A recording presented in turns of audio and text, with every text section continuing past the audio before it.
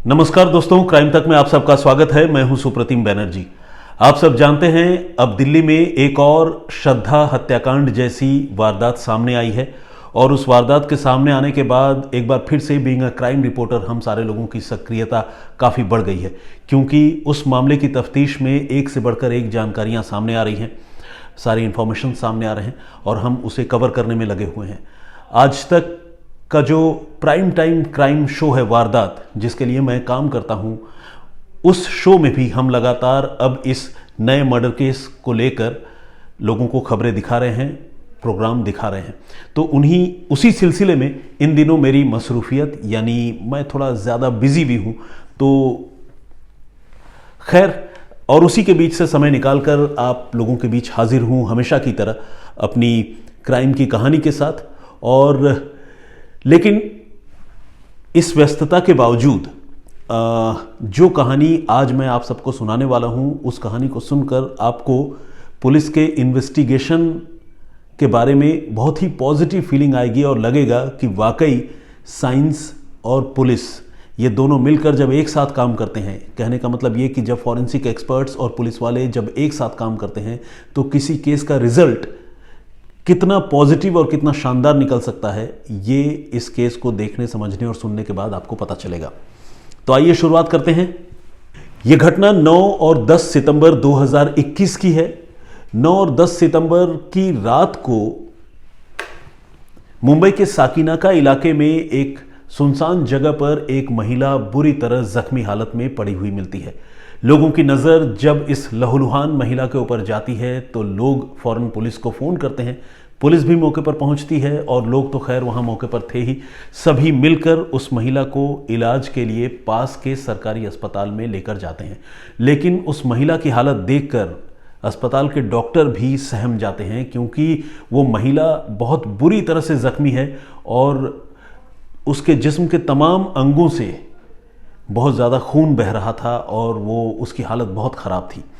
लेकिन डॉक्टरों ने उस महिला को ट्रीट करना शुरू किया, उसकी हालत में सुधार लाने की कोशिश करने लगे, मगर डॉक्टरों की ये कोशिश नाकाम हो गई और अगले दिन सुबह यानी 10 सितंबर की सुबह उस महिला की जान चली गई।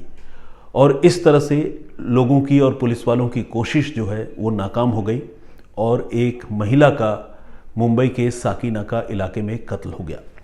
अब ये मामला चूंकि बेहद सनसनीखेज था, खुली जगह पर एक महिला इस हालत में मिली थी जिस्म पर कपड़े नहीं थे और बहुत बुरी तरह से वो जख्मी थी। अब उसकी मौत हो गई थी, तो जाहिर है मामला बहुत संगीन था और मर्डर का मामला था।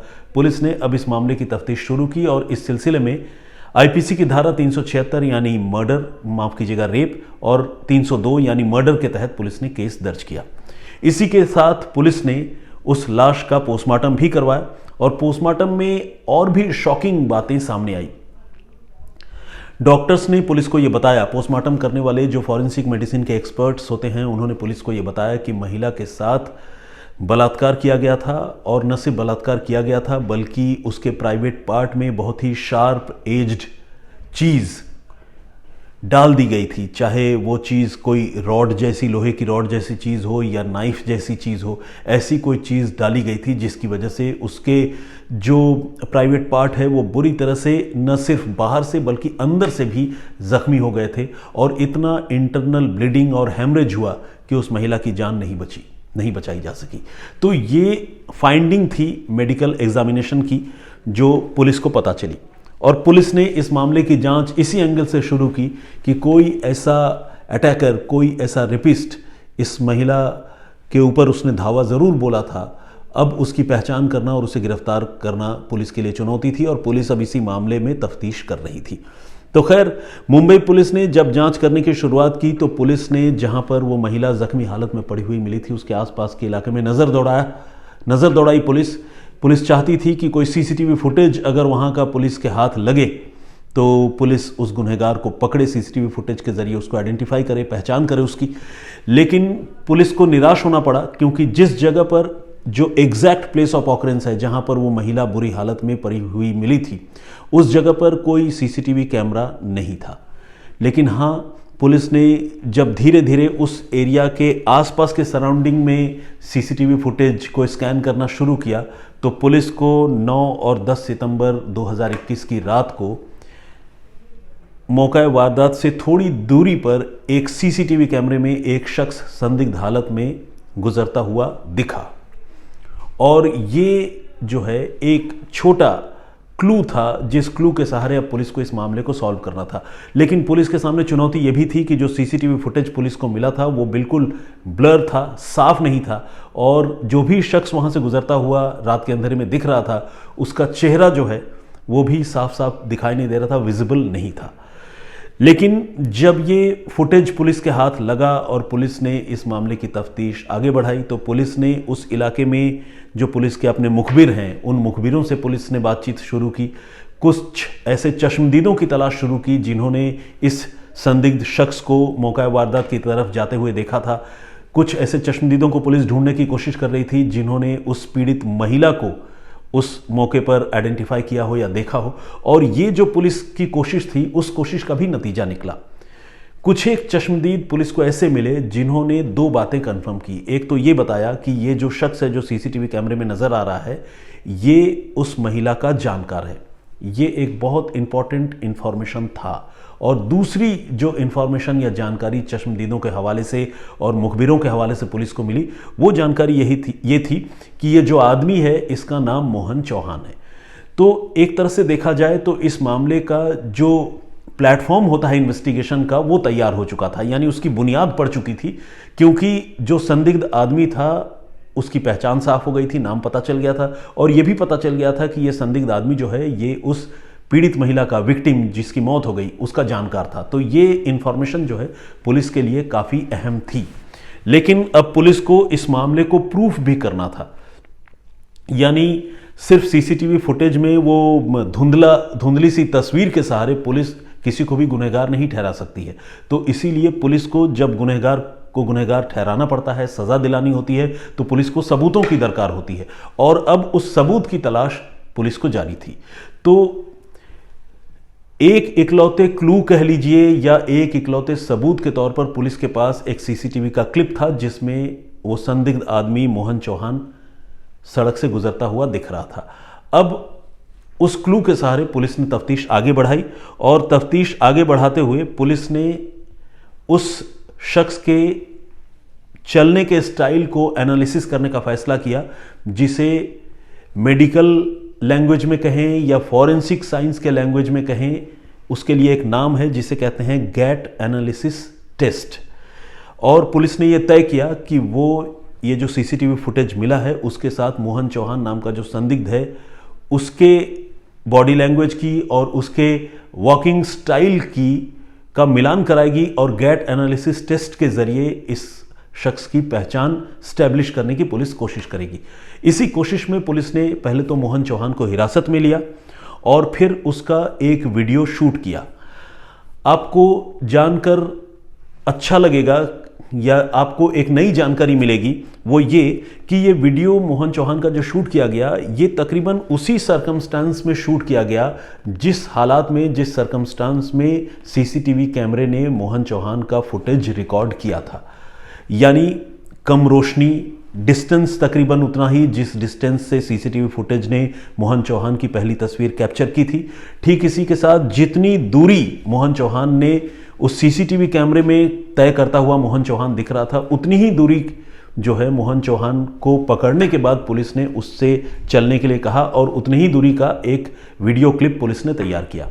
तो कहने का मतलब ये कि एक तरफ जो ऑलरेडी एक फुटेज था वो पुलिस के पास था और दूसरा पुलिस ने एक सैंपल रेडी किया मोहन चौहान के वॉकिंग स्टाइल का, और इन दोनों वीडियोस को फॉरेंसिक के नज़रिए से कंपेयर करने के लिए पुलिस ने मुंबई के ही कलिना फॉरेंसिक साइंस लैबोरेटरी में भेजा। वहाँ के फॉरेंसिक साइंस के जो एक्सपर्ट्स हैं वो गैट एनालिसिस टेस्ट के ज़रिए अब इस बात के बारे में पुलिस को बताने वाले थे कि वाकई ये जो शख्स पुलिस की हिरासत में है ये वही आदमी है या नहीं जो सीसीटीवी कैमरे में नज़र आ रहा है। ये बात अब फॉरेंसिक एक्सपर्ट्स को बताना था और फॉरेंसिक एक्सपर्ट्स सिर्फ मैनुअली उसको देखकर ये बात नहीं बताते, बल्कि जो कंप्यूटर का सॉफ्टवेयर है उसमें जब ये दोनों वीडियो कंपैरिजन के लिए डाले जाते तो सॉफ्टवेयर जो जो चीज़ें इंडिकेट करता उसके हवाले से ये रिपोर्ट आनी थी। तो कहने का मतलब ये कि एक बहुत ही हाई प्रोफाइल टेक्निक की मदद से पुलिस अब एक आदमी की जो संदिग्ध था उसकी आइडेंटिटी स्टैब्लिश करने में पुलिस लगी हुई थी। लेकिन इससे पहले कि पुलिस की ये कोशिश, पुलिस के इस एफर्ट का रिजल्ट मैं आपको बताऊं, मैं आपको गैट एनालिसिस टेस्ट के बारे में थोड़ा सा ब्रीफ इंफॉर्मेशन देना चाहता हूं। गैट एनालिसिस टेस्ट बेसिकली किसी भी इंसान के बॉडी लैंग्वेज या उसके जो चलने फिरने के तौर तरीके होते हैं, तौर तरीका होता है, उसका एनालिसिस गैट एनालिसिस के जरिए होता है। मतलब उसका पता गैट एनालिसिस के जरिए चलता है। मसलन इंसान कैसे चलता है, चलते वक्त उसके हाथ किस तरह से हिलते हैं, किस दिशा में उसके हाथ जाते हैं, कंधा किधर झुकता है, चाल का रिदम कैसा होता है, ये सारी बातें गैट एनालिसिस टेस्ट के जरिए पता चलता है।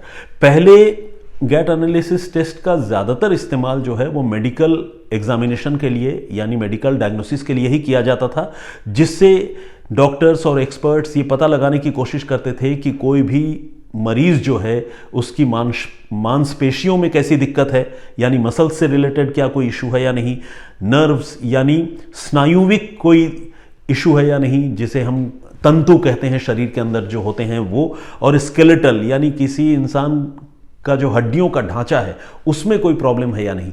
इन मुख्य तौर पर ये 2-3 तरीके की चीज़ें जो है मेडिकल साइंस, जब गैट एनालिसिस टेस्ट किया जाता है मेडिकल साइंस के तहत, तो उससे किसी भी इंसान के इन 2-3 तरीकों की चीज़ों में किसी प्रॉब्लम के होने या नहीं होने के बारे में पता चलता है। लेकिन अब गैट एनालिसिस टेस्ट का सिर्फ मेडिकल यूज़ नहीं होता, बल्कि फॉरेंसिक साइंस के लिहाज से भी गैट एनालिसिस की जाने लगी है। और इसी के तहत मुंबई पुलिस ने कलीना के लैब में एक्सपर्ट्स के सामने एक सैंपल और एक ओरिजिनल वीडियो भेजा था जिसका एनालिसिस किया जाना था।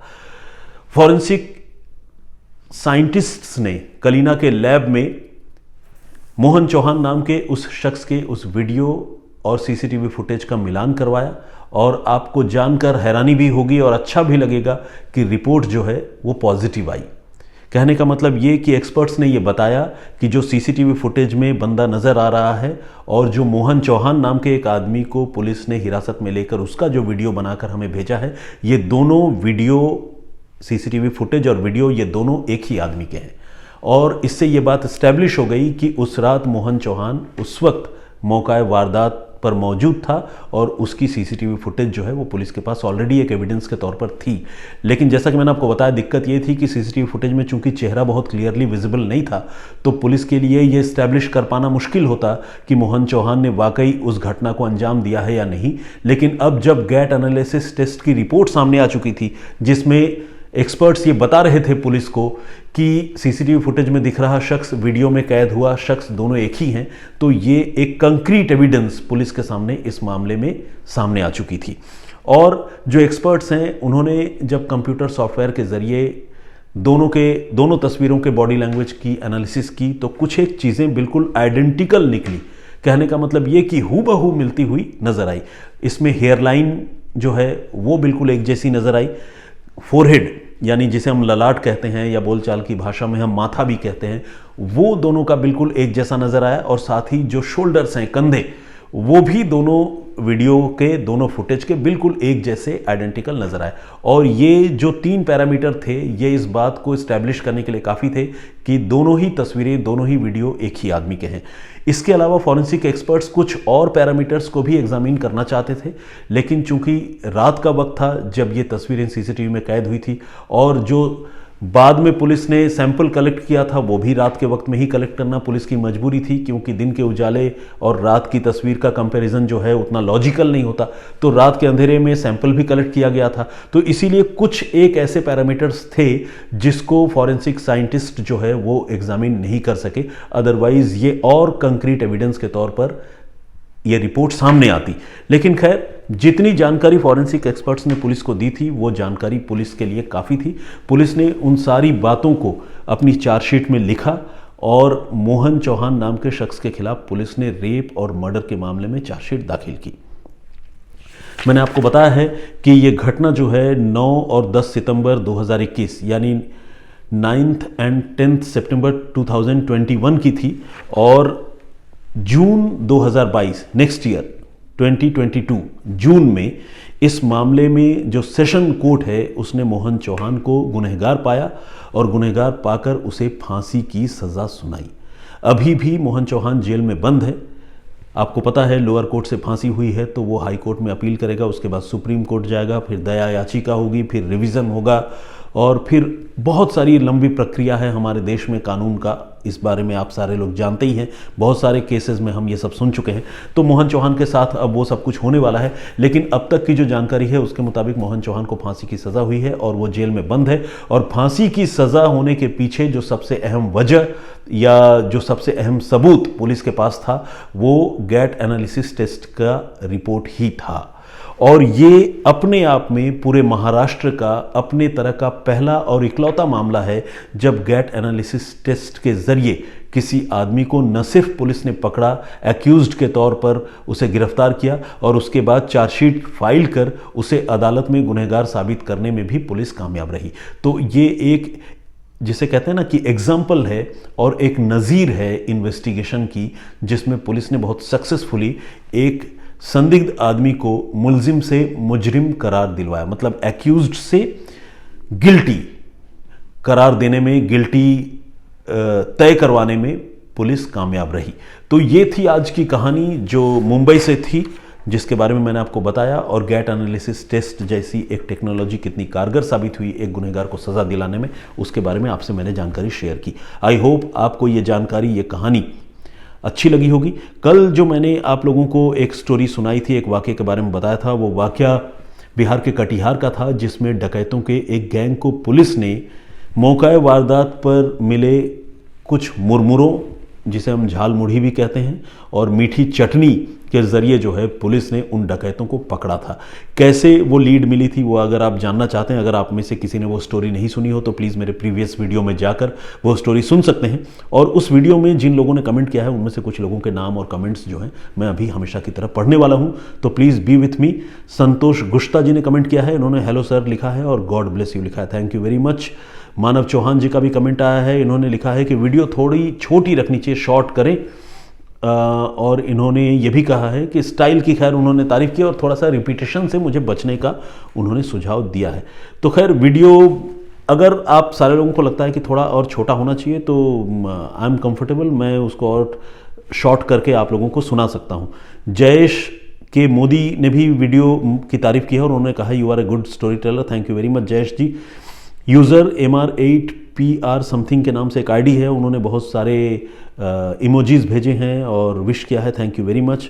एक और सज्जन हैं, उनका भी नाम डिस्प्ले नहीं हो रहा है। Now those criminal gangs will have big anyway, इन्होंने ये लिखा है कि चटनी खाकर जो है उन डकैतों की अब तबीयत काफ़ी ख़राब हो गई होगी।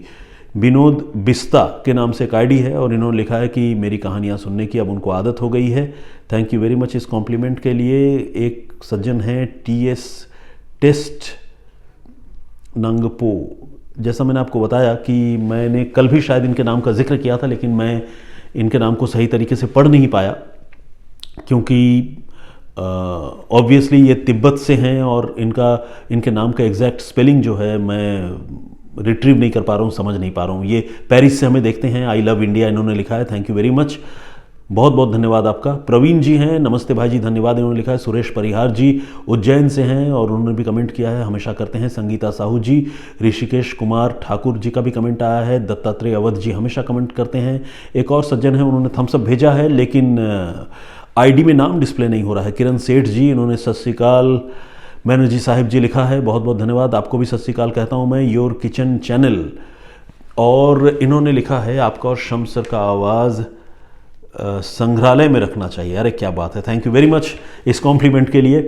राज किशोर नामदेव जी ने भी कमेंट किया है और इन्होंने जो स्टोरी टेलिंग का स्टाइल है उसकी तारीफ़ की है, थैंक यू वेरी मच, बहुत बहुत धन्यवाद आपका। कुछ स्क्रॉल करके आगे बढ़ जाता हूँ क्योंकि एक किनारे से पढ़ना सही नहीं होगा। रिजवान सैफ़ी साहब का कमेंट है, उन्होंने लिखा है सर इतनी सी जानकारी से मुजरिम को पकड़ सकते हैं तो वो पुलवामा के हमलावरों को क्यों नहीं पकड़ा गया है और किसने किया वो भी नहीं मालूम हुआ है। नहीं रिजवान साहब, मुझे लगता है पुलवामा के हमलावर पकड़े गए हैं और गुनहगारों को उनका अंजाम तक पहुंचाया जा चुका है। अब सवाल यह है कि इन्वेस्टिगेटिंग एजेंसी की तफ्तीश से हर शख्स कितना मुतमईन होता है, कितना नहीं होता है, ये उसके खुद के ऊपर भी निर्भर करता है। लेकिन मैं ये बताना चाहता हूँ, जहाँ तक मेरी जानकारी है, पुलवामा हमले का मामला पुलिस ने कामयाबीपूर्वक सुलझा लिया है और जो आतंकी थे उनको न्यूट्रलाइज कर दिया गया है। रेखा भट्ट जी, इन्होंने बड़ी तारीफ़ की है, thank you very much Rekha ji. Programmer के नाम से एक आईडी है, उन्होंने भी किया है, उन्होंने भी कमेंट किया है। रितिका जी रेगुलर कमेंट करती हैं और इन्होंने हिंदी साहित्य में बंगालियों के योगदान के बारे में चर्चा की है। Thank you very much Ritika ji इस कॉम्प्लीमेंट के लिए। वसंत कामले जी ने भी कमेंट किया है, बहुत धन्यवाद आपका। एक हमारे यूज़र हैं, उनका नाम तो क्लियरली नहीं दिख रहा है, लेकिन उन्होंने जो बात लिखी है वो बड़ी दिलचस्प है। उन्होंने कहा है कि कटिहार वाली वो झाल मुड़ी से डकैतों के पकड़े जाने की कहानी सुनने के बाद उनके मन में झाल मुड़ी खाने की इच्छा पैदा हो गई है। मैं ये जोड़ना चाहूँगा, ख्याल रखिएगा कहीं पकड़े न जाएं। राजेश्वर सिंह बिश्नोई जी, ये लगातार पिछले कुछ दिनों से तारीफ़ कर रहे हैं और कमेंट भी कर रहे हैं। मैं बहुत शुक्रगुजार हूँ राजेश्वर आपका, इतनी अच्छी बातें मेरे लिए लिखने की आप जहमत उठाते हैं, तकलीफ़ करते हैं और कितनी पॉजिटिविटी से मैं भर जाता हूँ आप सारे लोगों के कमेंट्स पढ़कर। आप इसका अंदाज़ा नहीं लगा सकते। वो एक ऐसी एटर्नल और इंटरनल फीलिंग है जिसे मैं ही महसूस कर सकता हूँ। Thank you very much. Safarnama के नाम से एक और आईडी है और संदीप धामरे जी भी कमेंट करते हैं, उन्होंने भी कमेंट किया। बालकृष्ण, इन्होंने कृष्णा विहार से बिहार पुलिस ने बढ़िया काम किया, उन्होंने लिखा है। राम नारायण साहू जी का भी comment, thank you very much. बहुत सारे लोगों ने कमेंट किया, बहुत सारे लोगों ने अपनी बातें रखी, मैं बहुत शुक्रगुजार हूँ आप सारे लोगों का। मैं फिर कल हाजिर होऊंगा किसी और वाक़े, किसी और कहानी के साथ। तब तक अपना बहुत ख्याल रखिएगा, सुरक्षित रहिएगा। जय हिंद, जय भारत।